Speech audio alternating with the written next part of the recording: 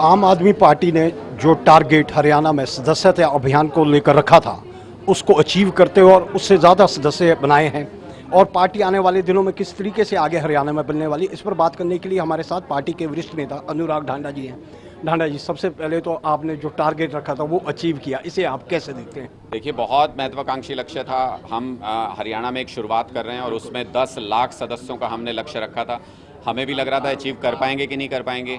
मैं सलाम करता हूं हमारे कार्यकर्ताओं को जो ज़मीन पे इतनी मजबूती से, इतनी मेहनत से काम किया और लोगों का इतना प्यार मिला हमको हरियाणा में कि हमने 10 लाख का टारगेट रखा था, 11,77,000 सदस्य हमने बनाए हैं। तो ये अपने आप में एक बहुत बड़ी अचीवमेंट है। इससे साफ पता चलता है कि लोग मन से तैयार हैं आम आदमी पार्टी के साथ आने के लिए, आम आदमी पार्टी की सरकार बनवाने के लिए। और इससे भी ज़्यादा जब हमने असेंबली वाइज एनालिसिस किया इस पूरे नंबर्स का, तो मैं हैरान था ये देख के कि सबसे ज़्यादा सदस्य मुख्यमंत्री कॉन्स्टिट्यूंसी में बने, दूसरे नंबर पे सदस्य उप मुख्यमंत्री की कॉन्स्टिट्यूंसी में बने और तीसरे नंबर पे जो सदस्य बने हैं वो शिक्षा मंत्री की कॉन्स्टिट्यूंसी में बने।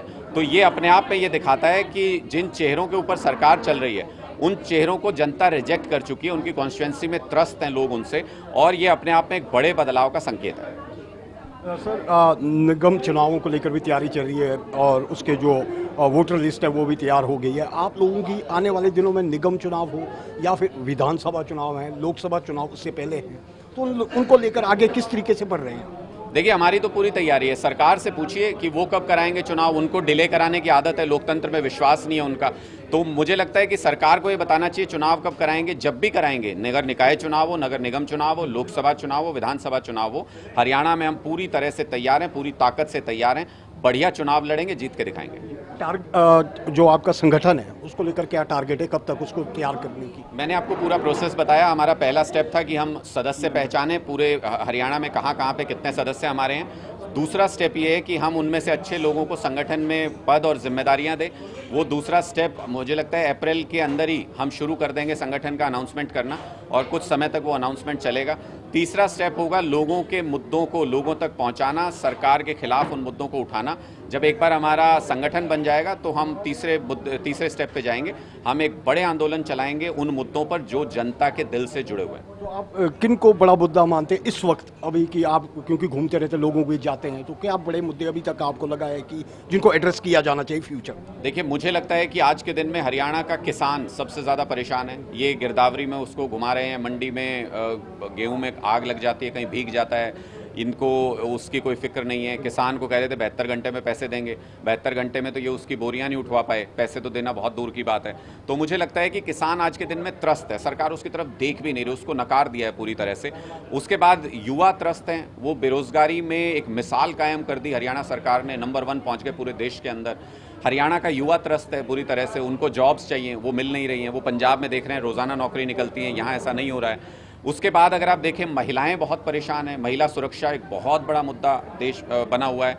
और जो कर्मचारी हैं, मैं क्या क्या गिनवाऊं, कर्मचारी हैं वो परेशान है कि उनको ओल्ड पेंशन स्कीम नहीं मिल रही है, लागू नहीं कर रहे हैं। मैं क्या क्या मुद्दे गिनवाऊं, हर वर्ग परेशान है इस सरकार से। हम उन सब लोगों की आवाज़ बनेंगे, आम आदमी पार्टी मजबूती से उनके मुद्दों को उठाएगी। सर, मेरा आखिरी सवाल है, अरविंद केजरीवाल जी को जिस तरीके से सीबीआई ने बुलाया, इसको आप कैसे देखते, इस राजनीतिक परिप्रेक्ष्य में आप क्या नजर आता है कि इस तरीके की जो कार्रवाई हो रही है उसे कैसे? देखिए, ये घटिया राजनीति है। जो कांग्रेस ने अपने समय में एजेंसीज का दुरुपयोग किया, उससे सीख करके भारतीय जनता पार्टी उससे ज़्यादा कर रही है। और मैं तो कहता हूँ भारतीय जनता पार्टी ने सारी हदें पार कर दी हैं। और जब अहंकार हद से बढ़ जाए, जब श्री राम और रावण का जब युद्ध हो रहा था और जब अंत समय था रावण का, तो श्री राम ने पूछा था कि बताओ कौन सी ऐसी वजह है जिसकी वजह से तुम्हारा नाश हो रहा है। तो रावण ने 5-6 मनुष्य की कमियां गिनवाई और ये कहा कि इनमें से अहंकार सबसे बड़ा है, बाकी 4 से तो काम चल जाएगा, लेकिन अहंकार जिस दिन आपके अंदर आ गया वो आपका नाश का कारण बन जाता है। बीजेपी के नेताओं के अंदर, भारतीय जनता पार्टी के अंदर आज के दिन में अहंकार भरा पड़ा है। वो सर्वनाश उनका तय है पूरी तरह से। विनाश काले विपरीत बुद्धि, जो देश में सबसे लोकप्रिय नेता हैं, उनको आप सीबीआई से डराना चाहते हैं, झूठे फर्जी केस में उनको पूछताछ के लिए बुलाना चाहते हैं। लोग इसको लेकर बहुत गुस्से में, इसका जवाब देंगे चुनाव में। तो ये थे अनुराग ढांडा जी, जिनका साफ तौर पर कहना है कि आने वाले जो चुनाव है, चाहे निगम के चुनाव हो, विधानसभा चुनाव या लोकसभा चुनाव, जो पार्टी है वो बिल्कुल तैयार है और लोगों के बीच जाने के लिए, उनके मुद्दे उठाने के लिए हमेशा तत्पर है।